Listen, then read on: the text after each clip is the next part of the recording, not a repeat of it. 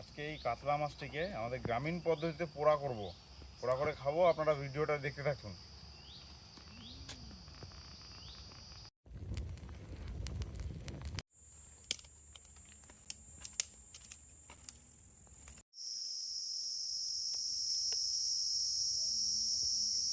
এবারে হয়ে গেছে, ঠিক আছে। এবার নামিয়ে নিই, এবার নামিয়ে খেয়েও নিই।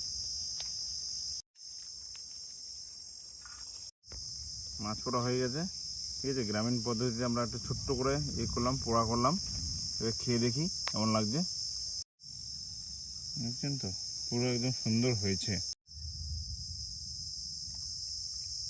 সুন্দর হয়েছে।